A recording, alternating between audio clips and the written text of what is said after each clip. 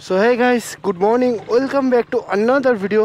তো বেসিক্যালি দাঁড়াও এক সেকেন্ড, এই রাস্তাটা এত বাজে অবস্থা না, একদম বাড়ির সামনে এই অবস্থাটা। সো যেটা বলতে নিয়েছিলাম, বেসিক্যালি আজকের ভিডিও বানানোর মোটিভ একটাই, যেটা হচ্ছে বাইকের মডিফিকেশন তো অনেক করিয়েছি, বাট অনেক রিলসও তোমরা দেখেছো আমার চ্যানেলে, ভিডিও দেখেছো বাইকের, বাট এখনও অবধি মডিফিকেশন ব্যাপারে কিছুই বলা হয়নি আর কি, বাইকে কত কি লাগানো আছে না আছে। তো বেসিক্যালি আজকে মডিফিকেশন নিয়ে ভিডিও করছি। এটা ঢিলা হয়ে গেছে,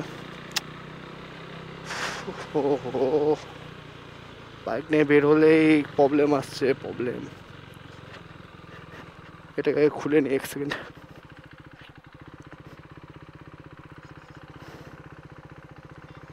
এটা খুলে যাবে অবশ্য, চাপ নেই, ব্যাগও আছে আমার কাছে, ব্যাগে ঢুকিয়ে নিচ্ছি এটা। কারণ আমি এটা আজকে সকালবেলা আমি দেখছিলাম লুজ ছিল, বাট গাড়ি চালিয়ে নিই সকাল থেকে একবারও, তো আইডিয়া ছিল না যে এটা একদমই লুজ হয়ে যাবে। অসুবিধা নেই, ব্যাগ আছে আমার কাছে, অ্যান্ড দেন সেট হয়ে গেছে। অ্যান্ড আমি যাচ্ছি বাড়ির সামনে এক জায়গায় যাচ্ছি, আশেপাশের মধ্যে, বেশি দূরেও যাচ্ছি না। তো ওখানে গিয়ে এই মডিফিকেশন ব্যাপারে কথা বলবো, কারণ আমারও অনেক দিন থেকে ইচ্ছা ছিল এটা নিয়ে একটা কথা বলার, মডিফিকেশনটা নিয়ে তোমাদেরকেও জানানো দরকার ছিল। অ্যান্ড আজকের ওয়েদারটা খুবই ভালো আছে, আজকের ওয়েদার বৃষ্টি ওয়েদার। অ্যান্ড বৃষ্টি হচ্ছিলো কিছুক্ষণ আগে, বাট এখন বন্ধ হয়ে গেছে।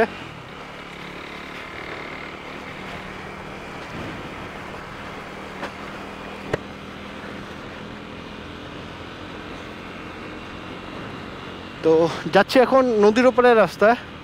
যারা লোকালে থেকে আমার ভিডিও যারা দেখো, তো তারা চিনবে জায়গাটা। নতুন ব্রিজে যাচ্ছি, আর ওখানে গিয়ে ওখানের জায়গাটা আর কি একটু বেশি ভালো লাগে। তাছাড়া ওর থেকে ভালো জায়গা তো আমাদের এখানে আমার চোখে তো আমি আর দেখিনি, কারণ আমি বাড়ি এখানে লোকালে কমই ঘুরি। আমি ঘোরাঘুরি একদম কমই করি, কারণ আমি সারাদিন দোকানে থাকি, দোকান আর বাড়ি আর কোথাও না। সানডেতে একটু বের হই, যদি কোথাও দূরে রাইডে না গেলাম তাহলে অল্প বের হই। পুরা রাস্তা খারাপ। আমি এই কারণে আজকে গাড়িটা ধুয়ে নিই। আমি ভাবছিলাম যে গাড়িটা ধুয়ে নিব, ধুয়ে তারপরে ভিডিও বানানো। আবার ভাবলাম যে ওয়েদার, যে বৃষ্টি, আর আমাদের এখানে যে রাস্তাঘাট, গাড়ি ধুয়ে কোনো লাভ নেই। কারণ আমি আজকে হচ্ছে মঙ্গলবার, আই থিঙ্ক, হ্যাঁ মঙ্গলবার। আমি শনিবারে গাড়ি ধুয়েছিলাম, কারণ রোববারে রাইডে গেছিলাম তার জন্য, বাট গাড়ির অবস্থা খুব শেষ, একদম কাদা দেয় ভূত। তো জাস্ট আজকে খালি একটু কাপড় অল্প মুছে নিলাম বাইকটা, কারণ ধুয়ে কোনো লাভ নেই।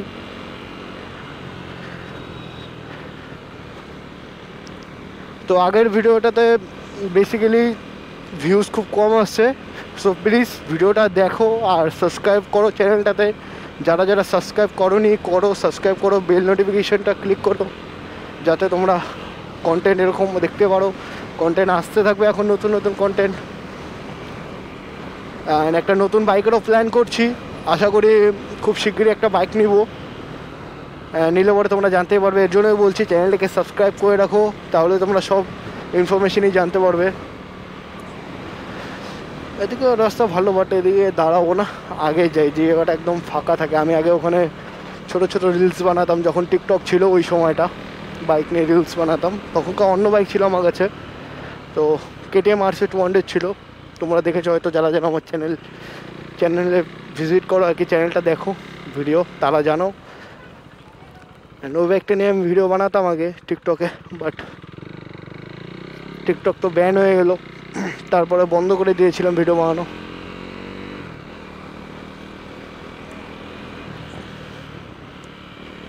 এদিকেও আজকে অনেকদিন পরে আসলাম এই রাস্তা, বিশেষ করে আমি তো এদিকে আসি না এখন, আগে আসতাম যখন দোকান টোকান করতাম না, তখনকার আসতাম।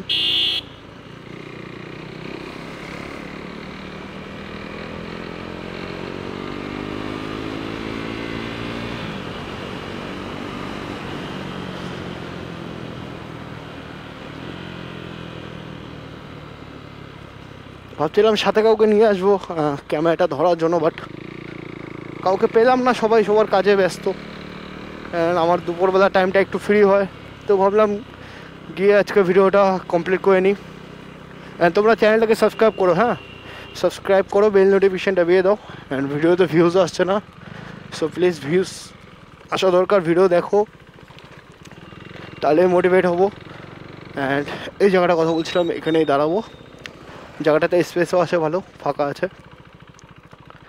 আর এখানে লোকের গ্যাঞ্জামও অত নেই, যারাও আসে রাস্তা থেকে আসে অ্যান্ড চলে যায়, দাঁড়ায় না কেউ এখানে, খুব কম। প্রথমে তো আগে তাও এখন মাঝে মাঝে দাঁড়ায়, বাট প্রথমে কেউ দাঁড়াতো না।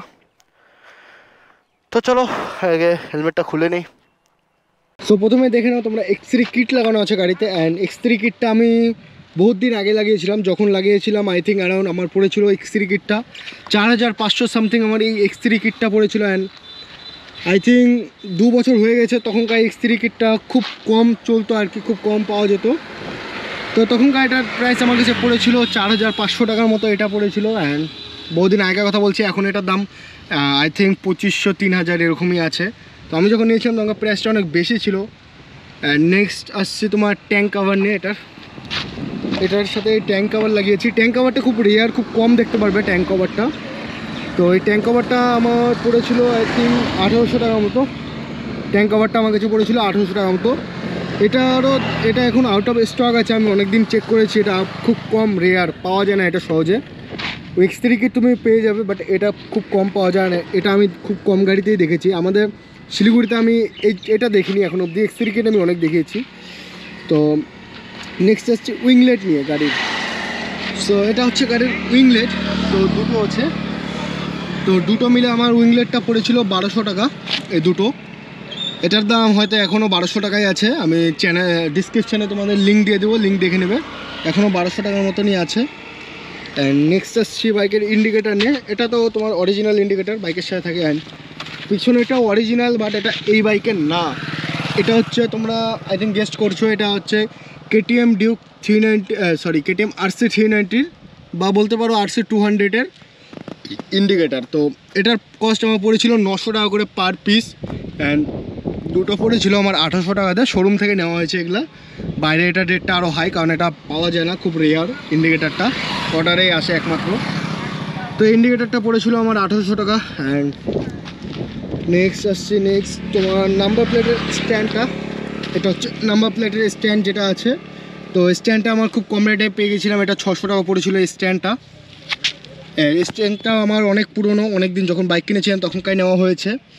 আর তারপর আসছি মাস্টার সিলিন্ডার নিয়ে। মাস্টার সিলিন্ডারটা আমি একটু আগে খুলে রাখলাম, তোমরা দেখলে লুজ হয়ে গেছিলো, যার কারণে আমি খুলে রাখলাম মাস্টার সিলিন্ডার। তো মাস্টার সিলিন্ডার আমার 2 পিস পড়েছিল, তোমার 1400 টাকার মতো পড়েছিল মাস্টার সিলিন্ডার 2 পিস। 1400 টাকা পড়েছে master cylinder. And wheels disc cover না কি বলে এটাকে, উইল ডিস্ক কভার এরকমই কিছু একটা বলে। তো এটা যেখানে চ্যানেল নাম লেখা আছে ডিস্ক কভার না কি বলে উইল।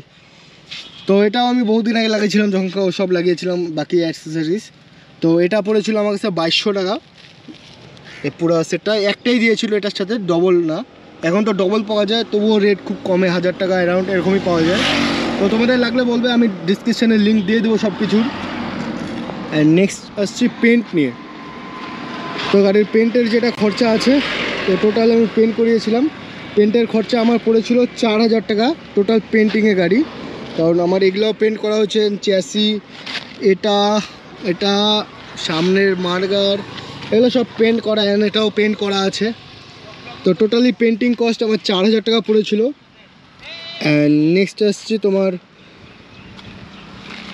গ্যারেজের খরচা নিয়ে। তো এগুলো পেন্ট করার সময় আমাকে গ্যারেজে যেতে হয়েছিল, কারণ চ্যাসি খুলতে হয়েছিল আমাকে, কারণ চ্যাসি না খুললে পরে পেন্ট করতে খুব অসুবিধা হয়, অ্যান্ড ইঞ্জিনের মধ্যেও রং লেগে যায়, এগুলো জায়গাতে খুব পেন্ট ভরে যায়। তো যার কারণে আমাকে এটা খোলাতে হয়েছিল পুরো গাড়ি। আমাকে 3 দিন আই থিঙ্ক 3 দিনের মতো, 3 দিন কি 4 দিন আমাকে গ্যারেজে গাড়ি রাখতে হয়েছিল। তো পেন্টিংয়ের খরচ 4000, অ্যান্ড গ্যারেজের খরচা যেটা আসছে ওটা আসছিলো আমার 2000 টাকা। অ্যান্ড নেক্সট স্টিকার, এগুলা পেন্ট না, এগুলো স্টিকার করা, দেখতে পাচ্ছ এখান থেকে উঠে গেছে জায়গা থেকে, এগুলা পায়ে ঠায়ে কোথাও একটা লেগে উঠে গেছে, প্যান্টের ঘষা লেগে। তো স্টিকারের খরচা আসছিলো আমার টোটালি 3000 টাকা আসছিলো স্টিকার, কারণ এই সামনেও স্টিকার করা হেডলাইটের মধ্যে। অ্যান্ড নেক্সট পিছনের ব্যাকলাইটটাও আমার স্টিকার করা ব্ল্যাক স্মোক। তো স্টিকার খরচা এসেছিলো আমার 3000 টাকা। অ্যান্ড এসজেজির ফগ লাইট, যেটা তোমরা আগের ভিডিওতে দেখেছিলে, এসজেজির ফগ লাইটটা আমার লাগানো ছিল এখানে, তো ভেঙে গেছিলো। আগের ভিডিওটা যারা যারা দেখোনি ডিসক্রিপশানে লিঙ্ক দিয়ে দেবো, ভিডিওটা দেখে নিবে। তো ওই ভিডিওতে আমার এটা খুলে গেছিলো, ভেঙে গেছিলো এক সাইড, ওই সাইডটা ভাঙছিলো, তো এই সাইডটা আমি খুলে রেখে দিয়েছি, যার কারণে এক সাইড থাকলে ভালো লাগে না। তো এটার তোমার যে লাইটটা আছে এসজেজির অরিজিনাল ফগ লাইট, এটা আমার পড়েছিল 7000 টাকা পড়েছিল দু সাইড। এসজেজির অরিজিনাল ফগ লাইট 7000, কপিটা পাওয়া যায় আই থিঙ্ক 2500-3000 এর মধ্যে পাওয়া যায়, বাট এটা অরিজিনালটা 7000 টাকা পড়েছিল আমার। নেক্সট আসছে তোমার টেল টাইডি নিয়ে, ফোল্ডেবল টেল টাইডি দেখতে পাচ্ছো, ফোল্ডেবল টেল টাইডি। এটাও বেশি দিন হয়নি লাগিয়েছি, বাট এটার দাম বেশি না, আমার এটা পড়েছিল তোমার 400 টাকা পড়েছিল টেল টাইডি। অ্যান্ড টোটাল যদি কস্ট হিসাব করি, আমার বাইকের টোটাল কস্ট আসছে 29,900 টাকা। তাছাড়াও একটা দুটো জিনিস আরও এক্সট্রা আছে যেগুলো ধরা হয়নি, যেমন ব্রেক শু প্রোটেক্টার না কি বলে এটাকে, আমি মনে নেই এটা কি বলে, ঘষে গেছে এখান থেকে। তো এটা খুব সেফটি, খুব ভালো, এটা পায়ের গ্রিপটা ভালো হয়। তো এটা লাগিয়েছিলাম, এটা আই থিঙ্ক তোমার 200-250 এর মধ্যে পড়েছিল। তো ধরে নাও বেসিক্যালি টোটাল খরচা, গ্যারেজে আরও টুকটাক খরচা এসেছিলো, যেগুলো ছোটোখাটো খরচা এসেছিলো। তো সব যদি তুমি ক্যালকুলেশন করো, আই থিঙ্ক 35,000 টাকার মতো খরচা হয়েছে এই বাইকে মডিফিকেশনের উপরে। তো বেসিক্যালি যেগুলো সামনে ছিল ওগুলো দেখিয়ে দিলাম, 35,000 টাকার মতো খরচা আসছে। অ্যান্ড এর উপরেও এক্সট্রা আমি অনেক কিছু কেনা আছে আমার বাইকের জন্য, যেমন ব্রেকের মাস্টার সিলিন্ডারের পুরো ব্রেক সেট কেনা আছে, যেগুলো আপাতত লাগিনি, খুলে রাখছি। অনেক অ্যাক্সেসরিজই আছে যেগুলো খোলা আছে বাইকের থেকে আপাতত, কারণ দুদিন পর একটা করে প্রবলেম আসছে, তার জন্য খুলে রেখেছি, ওগুলো লাগিনি। তো ধরে নাও 35,000 টাকার মতো খরচা আছে। তো আশা করি আজকের ভিডিওটা ভালো লাগলো মডিফিকেশান নিয়ে। অনেক দিনের ইচ্ছা ছিল একটা মডিফিকেশান ভিডিও বানাবো আমার বাইকের উপরে, তো যাক অনেক দিন পরে একটা মডিফিকেশান ভিডিও বানালাম। তো আশা করি তোমাদের ভালো লেগেছে ভিডিওটা। ভালো লাগলে প্লিজ লাইক কমেন্ট শেয়ার করে দেবে, অ্যান্ড চ্যানেলটাকে সাবস্ক্রাইব করে দেবে। অ্যান্ড আগের ভিডিওতে ভিউজ খুব কম দিচ্ছ, ভিউজ দেখো, তোমরা ভিডিওটা দেখো, মোটিভেশন হয় না। তোমরা যদি এরকম সাপোর্ট না করো, মোটিভেট হতে পারি না। তো সাপোর্ট করো যাতে আমি আরও তোমাদের জন্য ভিডিও আনতে পারি অ্যান্ড মোটিভেট হতে পারি। তো চলো দেখা করছি নেক্সট ভিডিওতে। তো চলো বাই বাই।